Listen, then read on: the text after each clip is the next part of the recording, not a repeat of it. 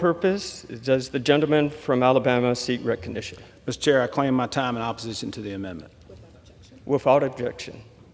Mr. Correa, you're a good friend of mine, and I think one of my closest friends across the aisle, so we're going to have a little debate on your amendment, but let me just go. H.R. 2494 requires that an alien either be convicted of an offense involving assault of a law enforcement officer or admit to assaulting a law enforcement officer. Contrary to the talking points on the other side, not every ground of removability in the Immigration and Nationality Act requires a conviction. In fact, here are some removable offenses that do not require a conviction: smuggling, marriage fraud, drug abuse, drug addiction, trafficking, document fraud, terrorist activities, participation in violation of religious freedoms.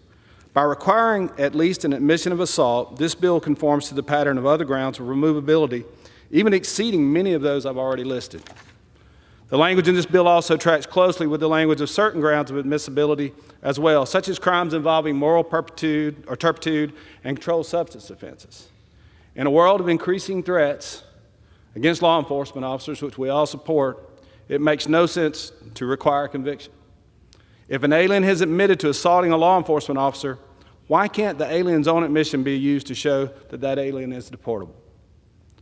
And listen to what the bill requires: an admission or a conviction, an assault offense.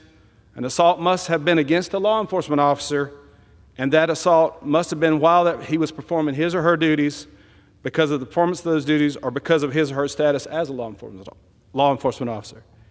Even then, DHS would have to charge the alien as removable.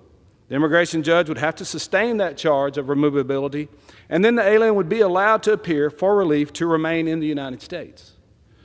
This amendment would strike the reasonable provision that would allow criminal aliens to be removed if they admit to assaulting a law enforcement officer. I encourage my colleagues to oppose this amendment, and with that, sir, I'll yield back.